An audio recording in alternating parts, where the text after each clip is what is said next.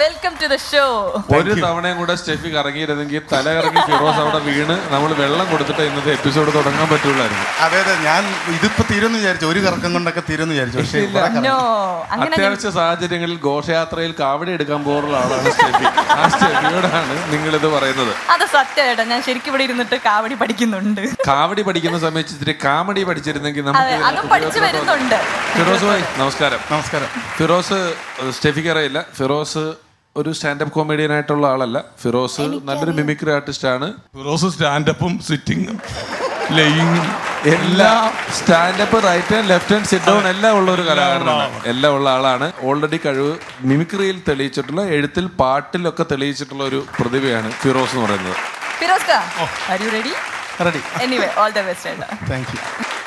നമസ്കാരം. ഏതൊരു കലാകാരനും എവിടെയെങ്കിലും എത്തിപ്പെടണമെങ്കിൽ അത്യാവശ്യം വേണ്ടത് അങ്ങോട്ട് പോകാനുള്ള വണ്ടിക്കൂലിയാണ്.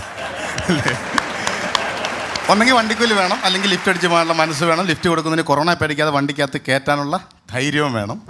പിന്നെ മാസ്ക്, സാനിറ്റൈസർ, അതൊക്കെ നമ്മൾ പറയാൻ അറിയാമല്ലോ. ഞാൻ ഈ ലിഫ്റ്റ് കൊടുക്കുന്നതുമായിട്ട് ബന്ധപ്പെട്ട് ഒരു സംഭവം എന്ന് പറഞ്ഞു കഴിഞ്ഞാൽ, ഞാൻ ഈ പാലാ ഇരാറ്റുപേട്ട റൂട്ടിലിങ്ങനെ വരിക. അപ്പോൾ ഒരാൾ ലിഫ്റ്റ് വെച്ച് കയറി. ഇങ്ങനെ കയറിയപ്പോൾ ഞാൻ ചോദിച്ചു, ഇരാറ്റുപേട്ടയിൽ നിന്ന് വീട്ടിലേക്ക് പോകാൻ അധികം ദൂരമില്ലല്ലോ. ഇല്ല, നടക്കാവുന്ന ദൂരമേ ഉള്ളൂ. 3 ദിവസം നടക്കാവുന്ന ദൂരമേ ഉള്ളൂ. നല്ല ദൂരമുണ്ട്. അപ്പോൾ പുള്ളി കുറച്ചിങ്ങോട്ട് വന്നപ്പോൾ എനിക്ക് മനസ്സിലായി, വണ്ടി വഴിയിലായി കഴിഞ്ഞാലും വലിയ കുഴപ്പമൊന്നുമില്ല. പുള്ളി അകത്തിരുന്ന് തന്നെ നല്ല തള്ളുന്നുണ്ട്. അപ്പോൾ പുള്ളിയുടെ കാര്യങ്ങൾ പുറത്ത് ഇറങ്ങിക്കഴിഞ്ഞാൽ നല്ല തള്ളലുണ്ടാകും എന്ന് ഉറപ്പിച്ചുകൊണ്ട് ഞാനിങ്ങനെ സംസാരിച്ച് വന്നപ്പോൾ പുള്ളി ഡ്രൈവറാണ്, ജീപ്പ് ഡ്രൈവറാണ്, ഹൈ റേഞ്ചിൽ ജീപ്പ് ഡ്രൈവറാണ്. അപ്പോൾ പുള്ളി ഡ്രൈവിങ്ങിലേക്ക് വന്ന കഥ പറയാം. അപ്പോൾ ഈ ഹൈ റേഞ്ചിൽ ജീപ്പ് ആളെ കയറ്റിക്കൊണ്ട് വരുന്നുണ്ടല്ലോ, കറക്റ്റ് ദൂരെ നിന്ന് നോക്കിക്കഴിഞ്ഞാൽ കടന്തൽക്കൂട് നിരങ്ങി വരുന്ന പോലെ നമുക്ക് ദൂരെ നിന്ന് നോക്കിക്കഴിഞ്ഞാൽ, അതായത് അകത്തും ആളായിരിക്കും, പുറത്തും ആളായിരിക്കും, സൈഡിലും ആളായിരിക്കും, ബോണറ്റ് തുറന്ന് നോക്കിയാൽ അതിനകത്തും ആളായിരിക്കും, അടിക്ക് നോക്കിക്കഴിഞ്ഞാൽ അവിടെയും ചിലപ്പോൾ 2 പേര് കാണും. അതുപോലെ നിറച്ച ആളെ കയറ്റിക്കൊണ്ടായിരുന്നു. എല്ലാവരും ജീപ്പിനകത്താണെങ്കിലും ഒരാൾ ജീപ്പിൻ്റെ പുറത്തായിരിക്കും, ആ ജീപ്പിൻ്റെ ഡ്രൈവർ. ഈ ഡ്രൈവറുടെ 2 കൈയും കാലും മാത്രമേ വണ്ടിക്കകത്ത് കാണത്തുള്ളൂ, ആൾ പുറത്തായിരിക്കും. അപ്പം ഈ കക്ഷി ജീപ്പ് ഡ്രൈവർ ആകുന്നതിന് മുമ്പായിട്ട് ഈ ജീപ്പിലെ യാത്രക്കാരനായിട്ട് വരികയാണ്. യാത്രക്കാരനായിട്ട് ഈ ഡ്രൈവറുടെ തൊട്ടടുത്ത സീറ്റിലായിരിക്കുന്നത്. അപ്പം ഈ ഡ്രൈവർ ഈ പറഞ്ഞതുപോലെ പുറത്തിരുന്നുകൊണ്ട് അകത്തെ കാര്യങ്ങൾ ഓപ്പറേറ്റ് ചെയ്തുകൊണ്ടിരിക്കുകയാണ്. അപ്പം ദൂരെ ഒരു മരത്തിരുന്നുകൊണ്ട് ഈ ഡ്രൈവറുടെ കൂട്ടുകാരൻ എന്ന് വിളിച്ചപ്പോഴത്തേക്ക് പുള്ളി ഇവിടുന്ന് വിട്ടിട്ട് എന്ന് വിളിക്കുകയും ആൾ പുറത്ത് താഴെ വീണ്. പിന്നെ അങ്ങോട്ട് ജീപ്പ് ഡ്രൈവറില്ലാതെ ഇങ്ങനെ ഓടിക്കൊണ്ടിരിക്കുക. ആദ്യമൊന്നും ആരും ശ്രദ്ധിച്ചില്ല, കാര്യം ഇത്രയും ആൾക്കാരുള്ളതിൻ്റെ ഇടയ്ക്ക് ഒരു ഡ്രൈവറുടെ കുറവങ്ങനെ ആരെങ്കിലും ശ്രദ്ധിക്കുമോ?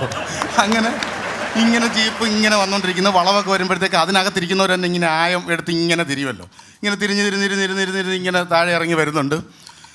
പിന്നെ വണ്ടിക്കും അറിയാം, റൂട്ട് സ്ഥിരം റൂട്ട് അറിയാം, ചുരം ഇറങ്ങി വരികയാണ്. അപ്പോൾ പുള്ളിക്കാരൻ ഇങ്ങനെ സൈഡിൽ ഇരുന്നുകൊണ്ട് നോക്കിയപ്പോൾ, തൊട്ടടുത്തിരുന്നുകൊണ്ട് നോക്കിയപ്പം ഒരു സീറ്റ് ഒഴിഞ്ഞു കിടക്കുന്നു. അയ്യോ ഡ്രൈവറുടെ സീറ്റാണല്ലോ എന്ന് പറഞ്ഞിട്ട് ചാടി വീണ് ഓടിച്ച് ഈ വണ്ടിയെ രക്ഷിച്ച് താഴെ കൊണ്ടുവന്നു. അങ്ങനെയാണ് പുള്ളിക്കാരൻ ഡ്രൈവറായ കഥ. അത് പറയുമ്പോൾ ഞങ്ങളടുത്ത് ഒരു കോൺക്രീറ്റ് പണി നടക്കുന്നത്. കോൺക്രീറ്റ് പണി നടക്കുമ്പോഴത്തേക്ക് ഈ ഒരു ക്യാച്ച് പിടുത്തക്കാരൻ്റെ കുറവ് വന്നു. ക്യാച്ച് പിടുത്തക്കാരൻ പറഞ്ഞു കഴിഞ്ഞാൽ ഒരു ക്യാച്ച് എടുത്തിട്ട് മറ്റേ ഇങ്ങനെയാണല്ലോ ചട്ടി എറിഞ്ഞു കൊടുക്കുന്നത്, ഇങ്ങനെയാണ് എറിഞ്ഞു കൊടുക്കുന്നത്. അപ്പോൾ ഈ ക്യാച്ച് എടുക്കുന്ന ഒരാൾ കുറവ് വന്നപ്പോഴത്തേക്ക് ഗ്യാപ്പ് ഫില്ല് ചെയ്യാൻ വേണ്ടി ഒരാൾ നിൽക്കുന്നത് നല്ല ആയമെടുത്ത് ഇങ്ങനെ എറിഞ്ഞുകൊണ്ടിരിക്കുക. അങ്ങനെ ആയമെടുത്ത് എറിഞ്ഞ് ഓരോ എറിച്ചിരി ആയം കൂടി വിട്ട് കറങ്ങി ഇങ്ങനെ വന്നിട്ട് തിരിച്ചെറിഞ്ഞ ആളിനെ തന്നെ കൊടുത്തിട്ട് 2 പേരും മുഖത്തോട് മുഖം നോക്കി നിൽക്കുക.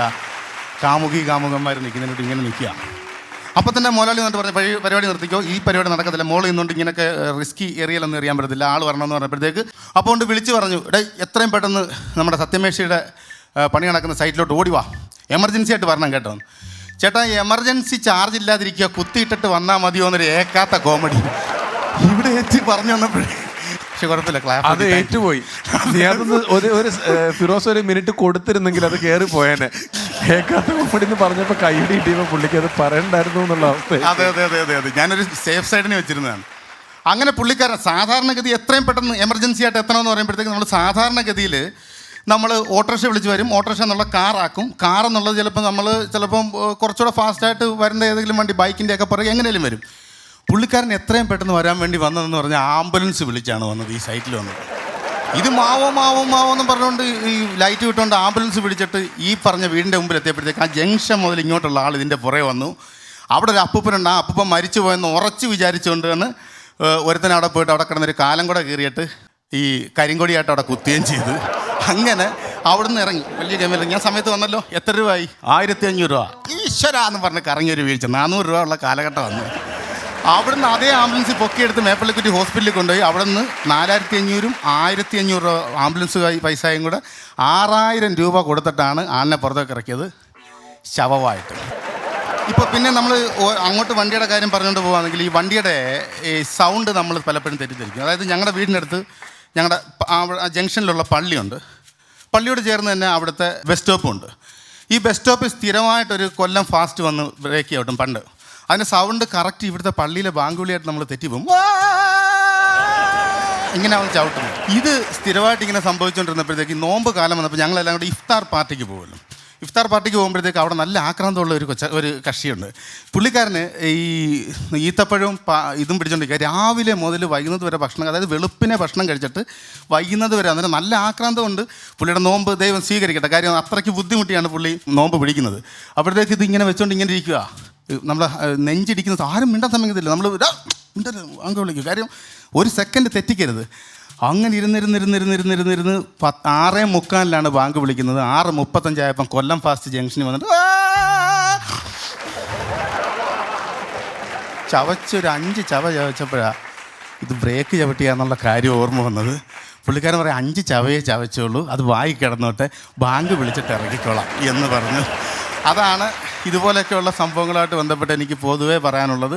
ഇത്രയും നേരം കേട്ടോണ്ടിരുന്ന വണ്ടി കാര്യങ്ങളൊക്കെ കേട്ടോണ്ടിരുന്നതിന് വളരെ നന്ദി. Thank you very much. Firoz കാ, അടിപൊളിയായിരുന്നു. ഐ ഫീൽ എനിക്ക് ഭയങ്കരമായിട്ട് ഇഷ്ടപ്പെട്ടു. സൂപ്പർ. സലീമേട്ട, ഫിറോസിന്റെ എത്രയോ പെർഫോമൻസുകൾ കണ്ട് ആനന്ദ പുളകിത ഗാത്രനായ ഒരു മനുഷ്യനാണ് ഞാൻ. ഫിറോസ് വളരെ മനോഹരമായ വിഷ്വലോടുകൂടി അത് അവതരിപ്പിച്ചു. വളരെ രസകരമായിരുന്നു. രമേശേട്ടാ. ഇല്ല, സലീമേട്ടൻ ഇത്രയും പറയുമ്പോൾ പിന്നെ ഇനി ഞാൻ പറയുന്നതിലൊന്നും ഒരു കാര്യമില്ല. കാരണം ഫിറോസൊക്കെ പ്രതിഭയുള്ള ഒരു കലാകാരനാണ്.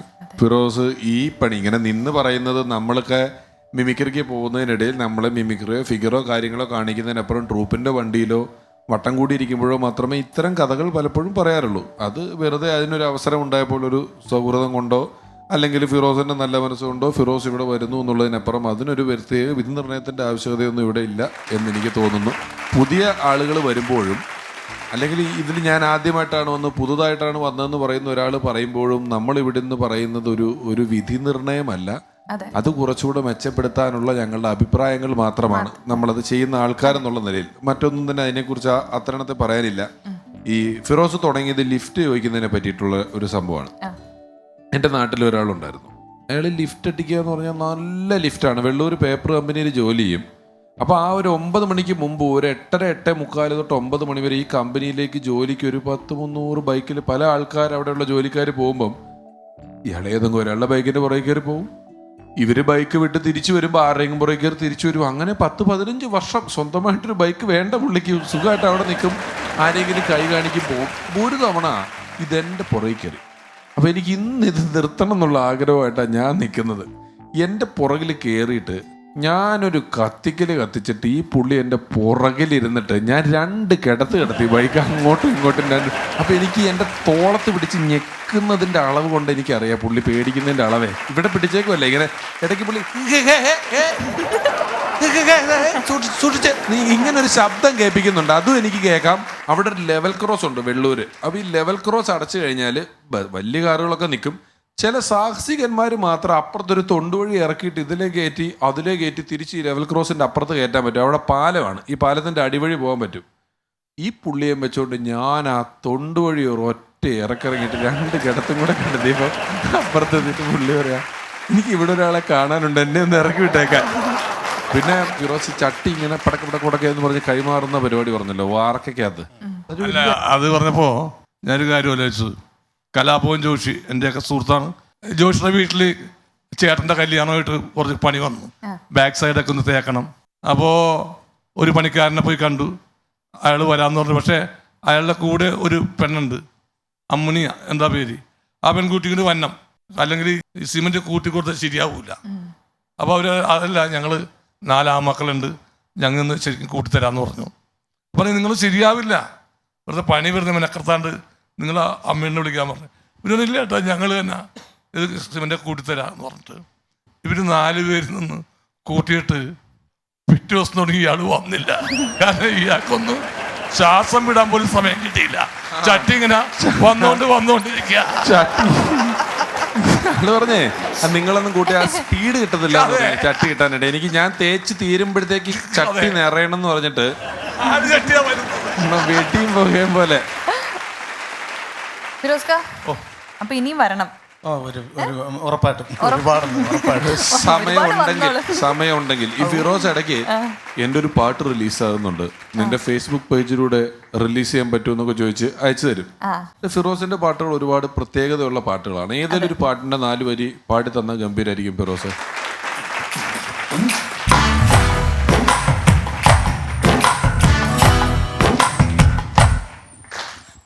പ്രേമ കവിയുടെ ഭാവനയോ, രാസനടന വിലാസിതയോ, ഹിന്ദുകലയുടെ ചാരുത നീ, എന്റെ കഥയിലെ നായിക നീ. പ്രേമ കവിയുടെ ഭാവനയോ, രാസനടന വിലാസിതയോ, ഹിന്ദുകലയുടെ ചാരുത നീ, എന്റെ കഥയിലെ നായിക നീ. പ്രേമ കവിയുടെ ഭാവനയോ, നിന്റെ ചിരിയും എന്റെ മനവും ചേർന്നലിഞ്ഞൊരു രാത്രിയിൽ, എന്റെ മിഴിയും നിന്റെ മിഴിയും ഓർത്തിണങ്ങിയ മാത്രയിൽ വന്ന മോഹന സ്വപ്നമതോ, എന്റെ ചഞ്ചല ഭാവനയോ, മന്ദഹാസമുരാമുഖമോ, നിന്നിലെ മനസമ്മതമോ, വർണ്ണമുഖരിത താരകയോ, താരസദസ്സിലെ നർത്തകിയോ, ഹിന്ദുകലയുടെ ചാരുത നീ, എന്റെ കഥയിലെ നായിക നീ. പ്രേമ കവിയുടെ ഭാവനയോ, രാസനടന വിലാസിതയോ, ഹിന്ദുകലയുടെ ചാരുത നീ, എന്റെ കഥയിലെ നായിക നീ. പ്രേമ കവിയുടെ ഭാവനയോ.